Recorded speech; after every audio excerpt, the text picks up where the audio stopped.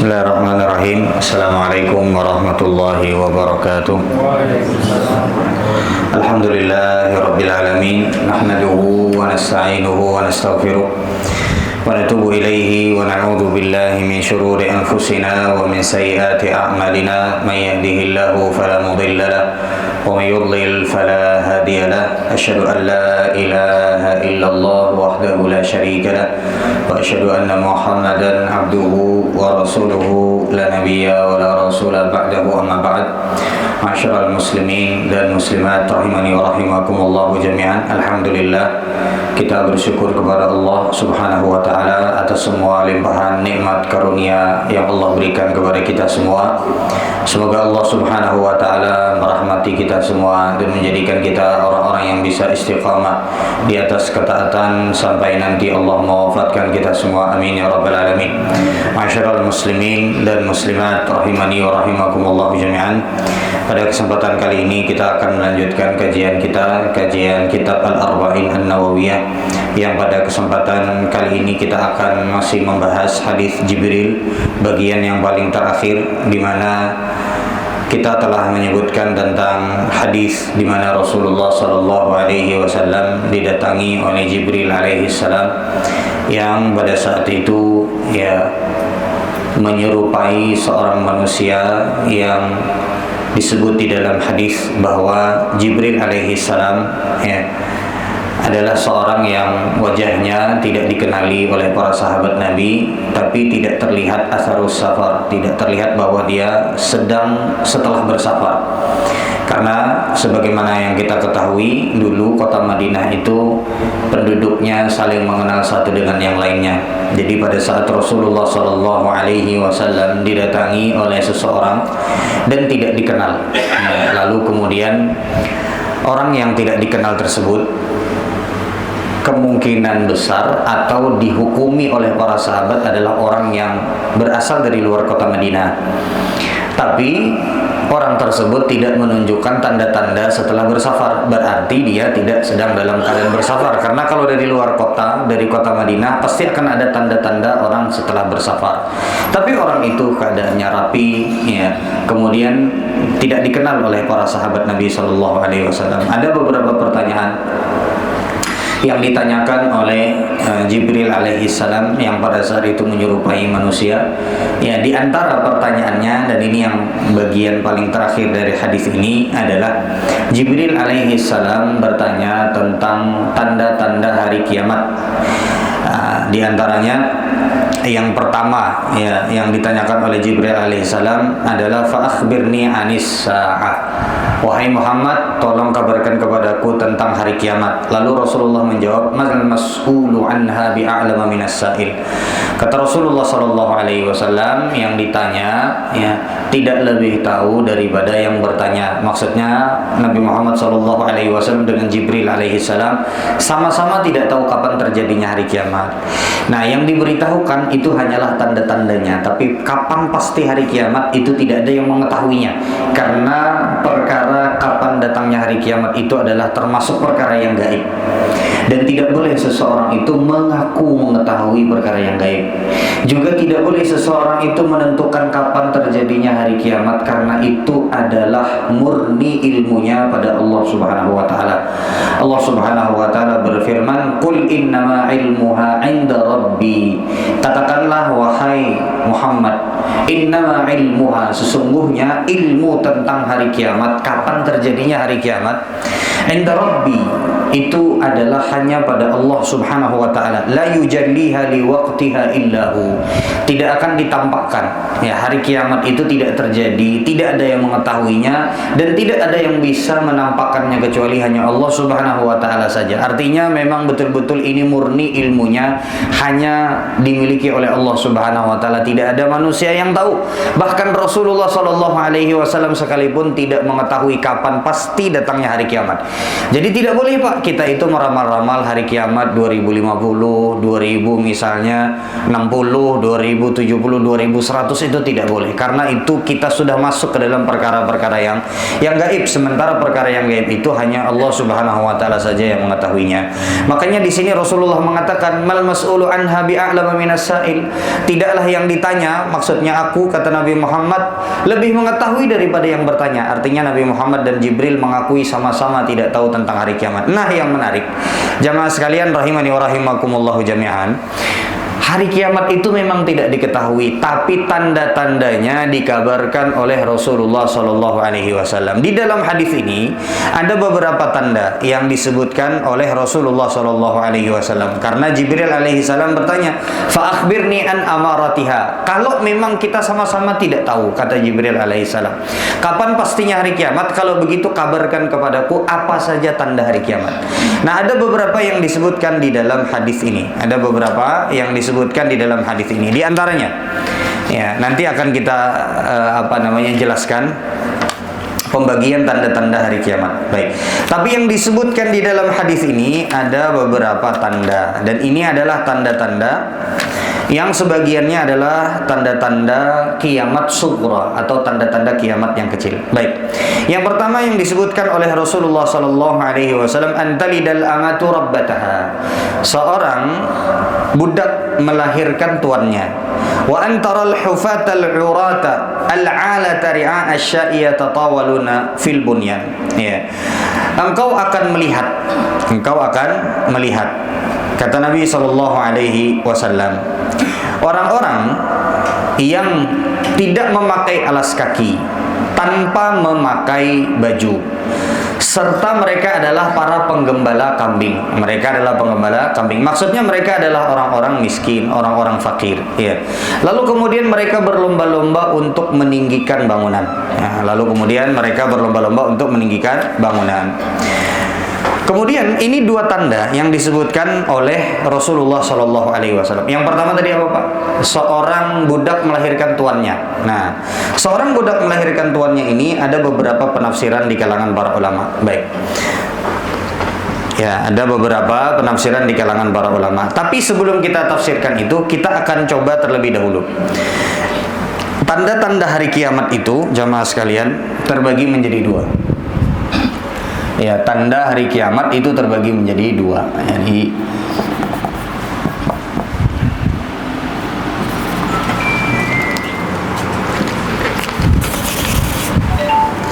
Jadi tanda hari kiamat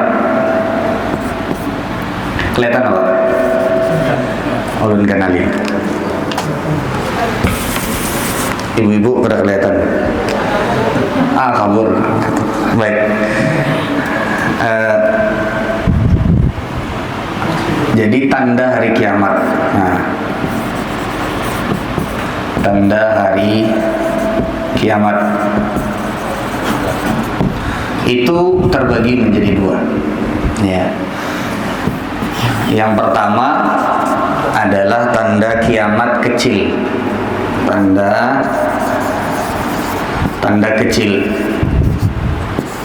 Yang kedua adalah tanda-tanda kiamat, tapi tandanya besar. Tanda yang besar, ada yang kecil, ada yang besar. Apa perbedaan antara tanda yang kecil dan tanda yang besar? Tanda yang kecil ini perbedaannya adalah kalau tanda yang kecil ini masih jauh dari terjadinya hari kiamat.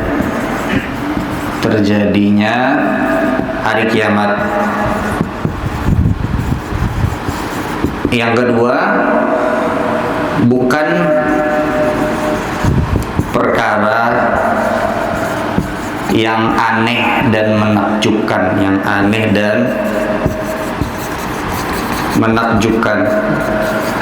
Jadi itu adalah hal yang mungkin sesuatu yang menarik, tapi dia tidak sesuatu yang aneh, sesuatu yang besar, yang menakjubkan.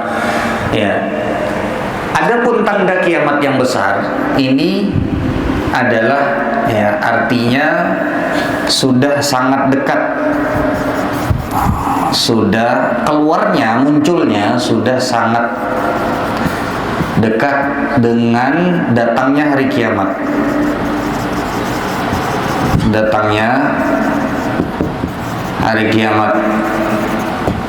Yang kedua, dia adalah sesuatu yang besar,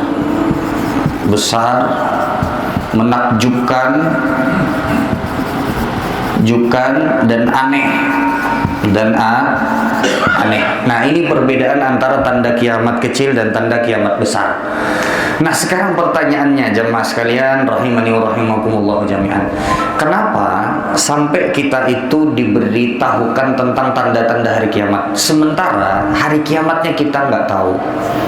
Kenapa sampai kita diberitahukan tanda-tanda hari kiamat? Pernah nggak kita bertanya, kenapa kok kita dikasih tahu tanda-tanda hari kiamat? Atau apa fungsinya kita diberitahu tanda hari kiamat?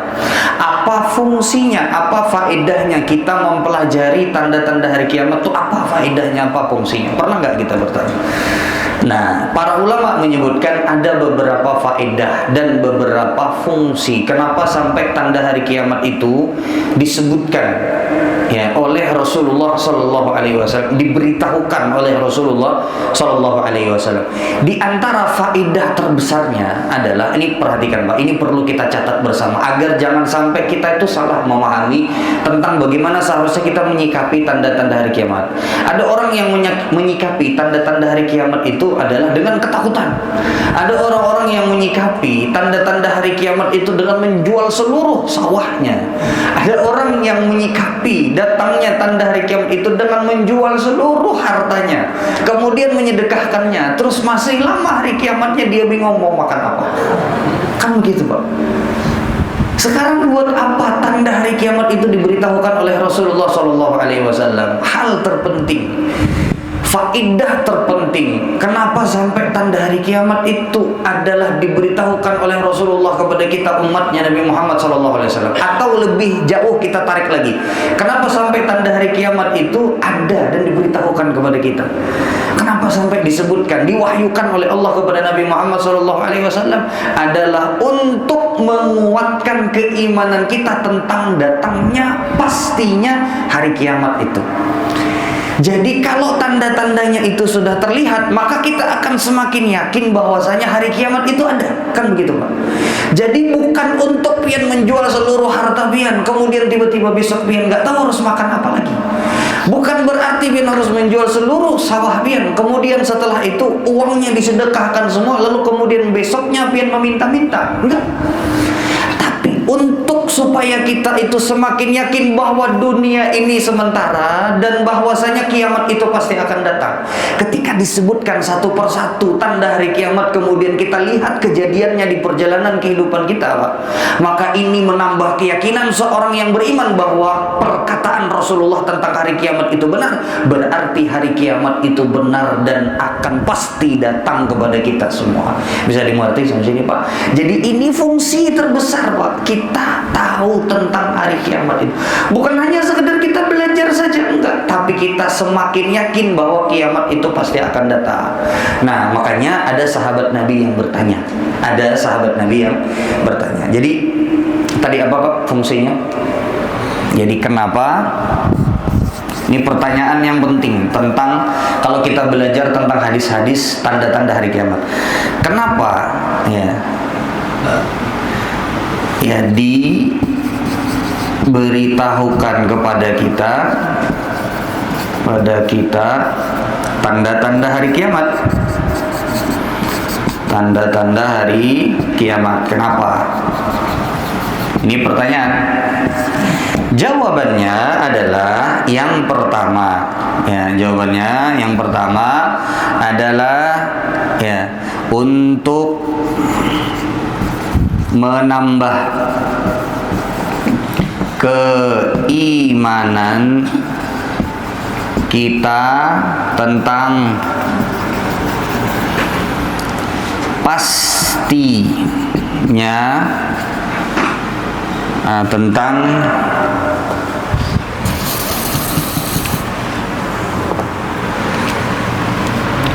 ya hari kiamat yang pasti akan datang, datang cepat ataupun lambat, ya pasti akan datang. Cuman kita nggak tahu kapan. Nah, Ya, ketika kita melihat tanda-tandanya muncul sesuai dengan hadis Nabi Shallallahu Alaihi Wasallam, maka kita akan semakin yakin bahwa hari kiamat itu akan pasti datang kepada kita ataupun kepada orang-orang setelah kita. Yang kedua, jamaah sekalian, kenapa sampai diberitahukan tentang hari kiamat atau diberitahukan tentang tanda-tanda hari kiamat? Ada salah seorang sahabat Nabi Shallallahu Alaihi Wasallam yang bertanya kepada Rasulullah Shallallahu Alaihi Wasallam, ya Rasulullah, matas sa'ah, wahai Rasulullah, kapan kiamat itu terjadi? Lihat pertanyaannya, kapan kiamat itu terjadi? Lalu kemudian dijawab oleh Rasulullah Shallallahu Alaihi Wasallam, wa ma a'adatta laha, apa yang engkau persiapkan ya untuk menyambut datangnya hari kiamat tersebut. Nah, ini diantara faedah terbesar kita mempelajari tanda-tanda hari kiamat, agar kita semakin bersiap memperbaiki diri, agar kita semakin bersiap untuk supaya kita itu baik, untuk supaya kita itu betul-betul siap ketika kita menghadapi hari kiamat dengan beribadah kepada Allah, mendekatkan diri kepada Allah, menjauhi larangan-larangan Allah. Nah, itulah tadi bentuk pertanyaan Rasulullah kepada sahabat yang bertanya tentang kapan datangnya hari kiamat. Maka ditanya oleh Rasulullah SAW, apa yang telah engkau persiapkan? Nah, berarti fungsi disebutkan, fungsi kita mempelajari tanda-tanda hari kiamat itu adalah untuk lebih mempersiapkan diri, menyambut hari akhirat. Hendak tetamu ada kalau hari kiamat tuh baik. Yang jelas kita persiapkan diri sebaik mungkin, sebagaimana pertanyaan Nabi kepada sahabat yang bertanya tentang hari kiamat tadi. Apa yang telah engkau persiapkan?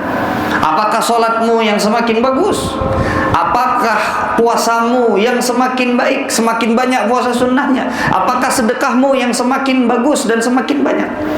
Atau apakah ibadah-ibadah yang lainnya? Apakah baktimu kepada kedua orang tuamu atau kepada salah satunya? Yang penting persiapkan sebaik mungkin, mau ketemu dengan hari kiamat ataupun tidak ketemu dengan hari kiamat, kita semua pasti ketemu sama hari akhirat, itu pasti.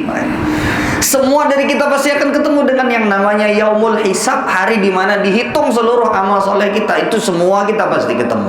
Makanya pertanyaan Rasulullah, apa yang telah engkau persiapkan untuk datangnya hari kiamat tersebut? Bisa dimengerti sampai sini Pak? Ini dua Pak, fungsi seseorang belajar tentang tanda-tanda hari kiamat. Yang pertama untuk menambah keimanan, yang kedua adalah untuk mempersiapkan diri dengan amal soleh yang semakin ditambah, semakin diperbagus ya, kemudian juga untuk semakin dia bisa menjauhi larangan-larangan Allah Subhanahu wa taala. Sudah bisa dimengerti sampai sini Pak? Baik.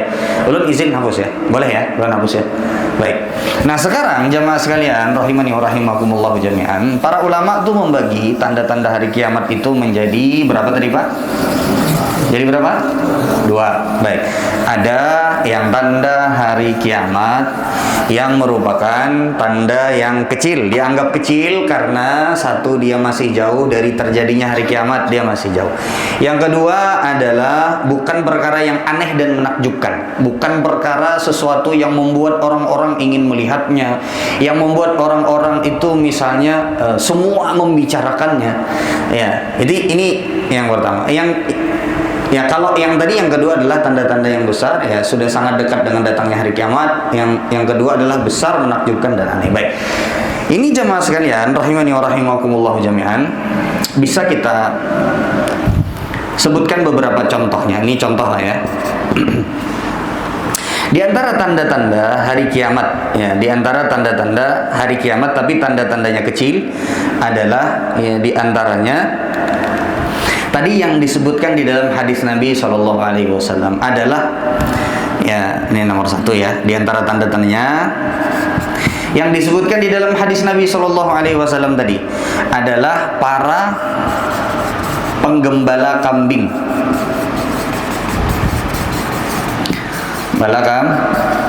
kambing yang dulunya gak pakai sendal, saking mereka itu fakir dan miskinnya. Yang dulunya gak pakai sendal atau tidak ya,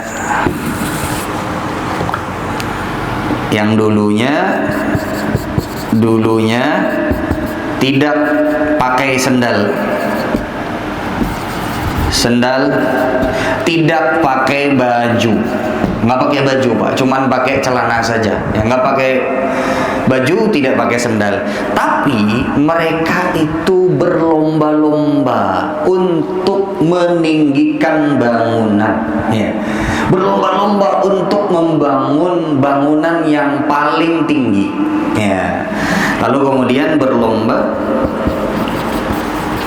ya, membangun bangunan yang tinggi.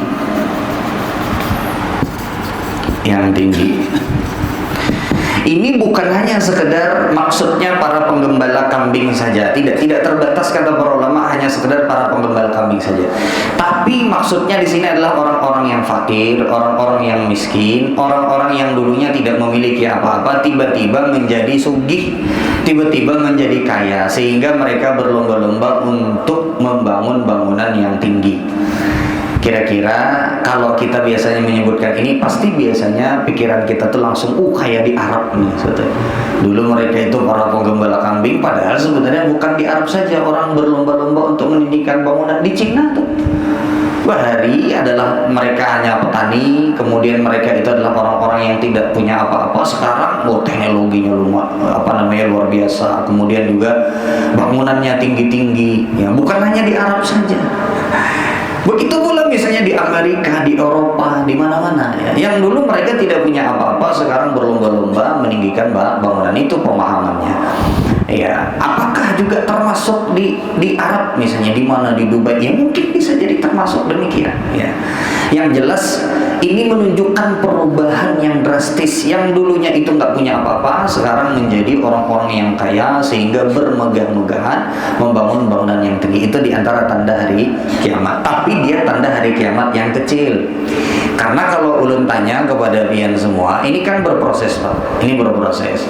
Artinya kalau ulun tanya, apakah semenakjubkan itu? Ada yang mungkin biasa saja. Nah, pada saat misalnya kita mengetahui makin banyak bangunan yang tinggi, ya makin menjadi sesuatu yang hanya biasa saja. Baik. Yang kedua sebagai contohnya tadi yang disebutkan di dalam hadis Nabi SAW adalah, ya, budak wanita melahirkan tuannya. Budak wanita melahirkan tuannya. Ini bagaimana? Ada beberapa tafsiran di kalangan para ulama. Apa maksudnya budak wanita melahirkan tuannya? Ada dua penafsiran di kalangan para ulama yang paling masyhur. Yang pertama adalah, jadi kalau di dalam fikih perbudakan itu Pak, mohon maaf ibu-ibu, ulun hendak menjelaskan tentang permasalahan fikihnya. Ulun tanya sama bapak-bapak sekarang, bapak-bapak maksimal punya istri berapa? Dua aja. Berapa? Maksimal berapa? Satu aja jauh. Kadang ini secara fikih, secara hukum Islam berapa? 4. Oke. Nah, ulun tidak menyuruh bapak-bapak untuk enggak, tapi ulun ingin menjelaskan sesuatu. Baik.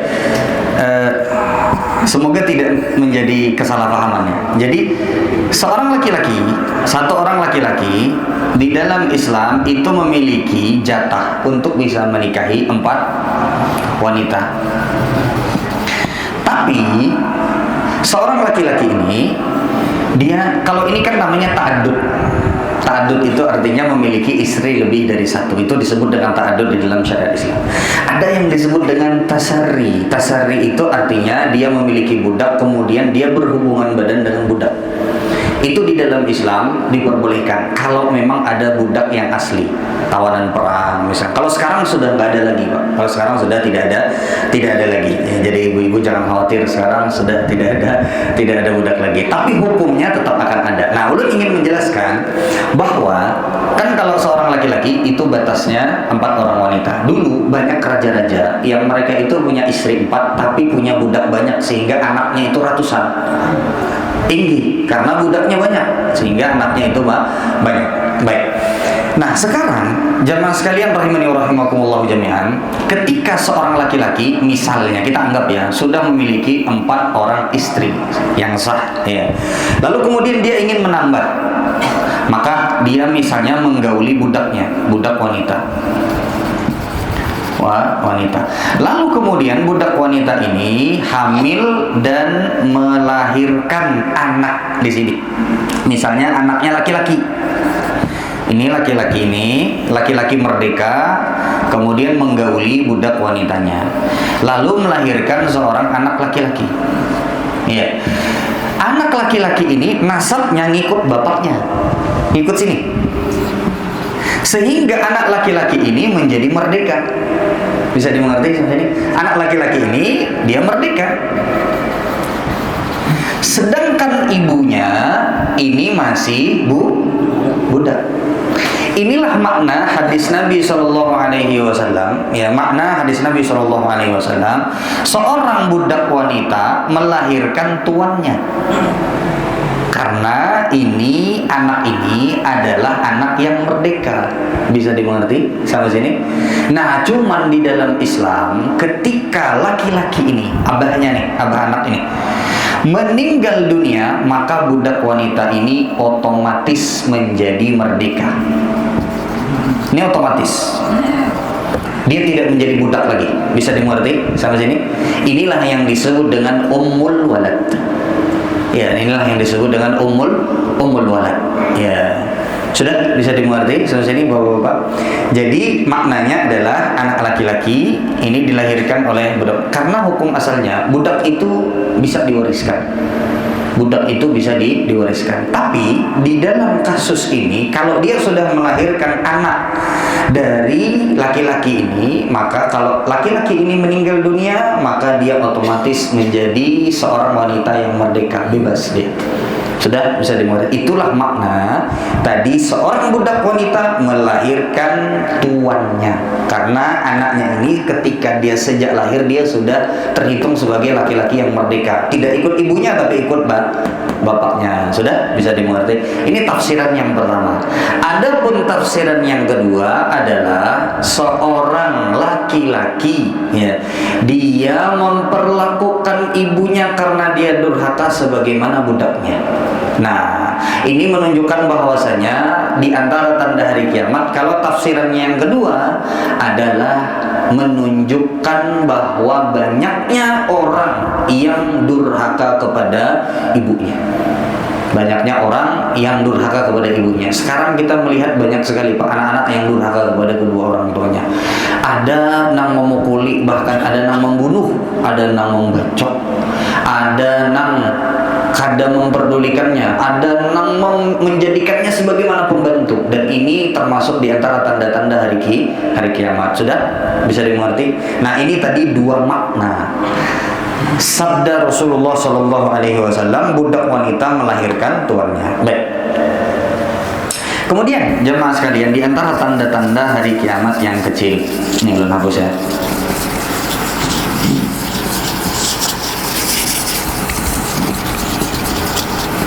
Di antara tanda-tanda hari kiamat yang kecil adalah zaman terasa dekat. Nah, taqarrubuz zaman terasa dekat. Maksudnya di sini ada beberapa tafsiran di kalangan para ulama. Apa maksudnya zaman terasa dekat? Ada sebagian para ulama yang menyebutkan artinya waktu itu terasa cepat berlalu. Waktu terasa cepat berlalu. Habis hari ini Kamis, kada terasa Kamis pulang. Habis Ahad pulang. Pernah merasa gitu? Iya kan?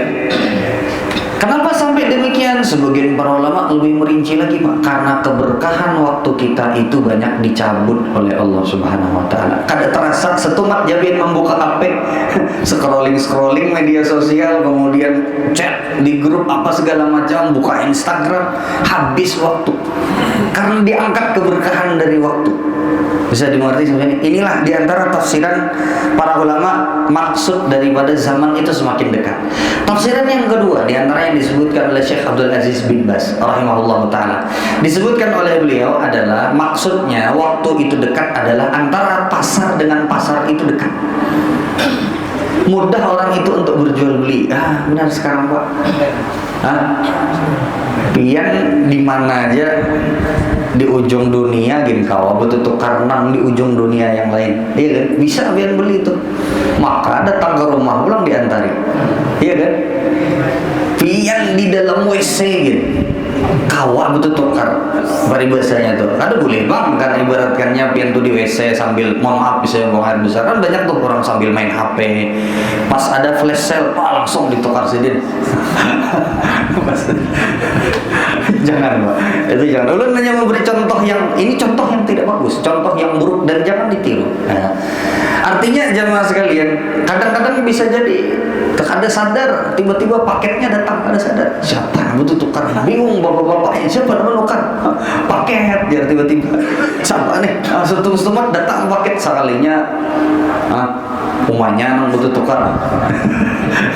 Rancak itu banyak keluhan bapak-bapak begitu Pak. Tiba-tiba takjub, paket pulang, siapa yang butuh tukar nih? Makanya laki membayari jangan gitu. Karena laki membayari, jangan gini membayari. Karena gini minta maaf ya, harus minta maaf, tapi butuh tukar terus. Nah, bisa dimengerti ini Pak. Artinya pasar untuk belanja itu mudah. Sebagian para ulama lagi menafsirkan taqarrubuz zaman semakin dekat tanda hari kiamat itu adalah zaman waktu yang dulunya ditempuh jarak yang lama sekarang menjadi sebentar. Dulu kita tahu Pak, orang kalau haji bakapal itu bisa sampai 6 bulan, tahun 80-an bahari itu bisa sampai berbulan-bulan, bisa sampai berbulan-bulan berangkatnya, dan kalau sudah sampai sana belum tentu bisa balik lagi bakapal. Ingatlah bin bahari lah bakapal. Ada kita bahari mendengar kisah-kisah kuitan kita, nini kita, kan datu-datu kita. Itu haji itu bahari bakapal kan. Dulu berbulan-bulan, sekarang biar 9 jam sudah sampai ke Jeddah.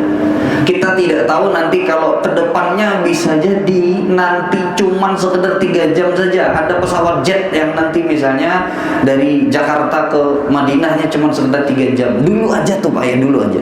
Kalau pian umroh, ya kan? Ini yang zaman yang paling dekat aja. Kalau pian umroh, pian dari Madinah ke Makkah. Itu dulu kita tempuh menggunakan bis itu sekitar 5 jam, betul tidak? Sekarang 2 jam Pak, pakai kereta cepat. Nah, ini maksudnya kata para ulama adalah zaman itu terasa dekat. Artinya sesuatu yang kita tempuh dalam jarak dan waktu yang lama itu sekarang ditempuh dalam waktu yang lebih singkat dan lebih sempit. Itu tanda-tanda hari kiamat lah yang mungkin kita banyak tidak sadari. Bisa dimengerti? Sama sih. Baik. Nah, kalau kita udah tahu nih tanda-tanda hari kiamat, udah kita lihat, disitulah harusnya bertambah keimanan kita Pak, bahwa hari kiamat itu memang betul adanya terjadi, sehingga kita bisa menyiapkan hari kiamat. Habis kan? Berapa menit? Baik. Kemudian yang berikutnya, di antara tanda-tanda hari kiamat, ya. Di antaranya adalah yang disebutkan ini tanda hari kiamat yang kecil Pak ya. Kita baru masih di yang kecil. Yang keempat, tanda kiamat yang kecil adalah banyaknya pembunuhan Pak. Ya, kasratul harj, banyaknya pembunuhan. Banyak Pak pembunuhan. Dan kalau melihat info di media sosial, ya, info Banjar kah atau apakah, ada aja tuh Pak, macam-macam. Atau misalnya berita nasional. Ulun tidak menyuruh pian mengikuti berita-berita tersebut karena itu sangat mengganggu Pak. Tapi kalau kebetulan pian lihat, ada banyak sekali pembunuhan setiap harinya yang sekarang terekspos, banyak banget. Ada nang bakalahi sabung ayam pembunuhan, macam-macam. Ada nang hanya sekedar masalah kecil saja, masalah tersenggol sedikit saja itu bisa sampai pembunuhan, macam-macam. Bukan cuma itu saja Pak, kita melihat sekarang saudara-saudara kita misalnya di Palestina, ada ratusan orang yang terbunuh setiap harinya, dan itu seolah-olah menjadi pemandangan yang biasa, padahal itu adalah sesuatu yang luar biasa Pak. Ya, kata Nabi SAW, kehilangan satu nyawa seorang muslim, ya, itu lebih berat daripada kehilangan seluruh dunia dan seisinya. Nah itu Pak. Nah, jadi salah satu tanda hari kiamat itu adalah banyaknya pembunuhan. Kemudian di antara tanda-tanda hari kiamat yang kecil, ya, di antaranya adalah nomor 6, ya, laki-laki lebih sedikit dari wanita, lebih sedikit. Banyak bibinian no ini yang lahir baik bakikahan lihat aja, banyak bibinian yang lahir ya. Bahkan dalam sebagian riwayat disebutkan adalah bandingannya satu orang laki-laki itu nanti dengan 50 orang perempuan. 50 ya, dengan 50 orang perempuan. Bukan berarti boleh menikahi 50 orang perempuan, kada. Tapi bandingan lahirnya itu nampak, bandingan keberadaan laki-laki itu ya, itu bandingannya 50 ya. Jadi ngalih mencari lelakian tuh enak. Ngalih mencari lelakian. Jadi bila pian ibu-ibu berisi laki, disayangi laki pian. Nang duduk di majelis ilmu nih, di majelis taklim nih, laki-laki akhir zaman yang langka. Inggih bujuran, langka. Kita ini hidup di akhir zaman dan mencari laki-laki yang mau sabar duduk antara maghrib dengan isya untuk menuntut ilmu itu ngalih. Ya, itu ngalih. Apalagi karena ya 50 satu orang wanita satu orang laki-laki itu diperebutkan oleh 50 orang wanita. Nah, Pak, ya. Oh, mak tak ringan bapak-bapak ya sebenarnya. Sudah? Habis kan? Baik, nanti insya Allah akan kita lanjutkan pada pertemuan yang akan datang. Kita belum sampai kepada tanda-tanda hari kiamat yang besar. Ini mungkin sisa satu pertemuan lagi selesai. Ini yang bisa ulun sampaikan pada kesempatan kali ini. Kita tutup dengan doa kafaratul majlis. Subhanakallahumma wa bihamdika asyhadu an la ilaha illa anta astaghfiruka wa atubu ilaik. Assalamualaikum warahmatullahi wabarakatuh.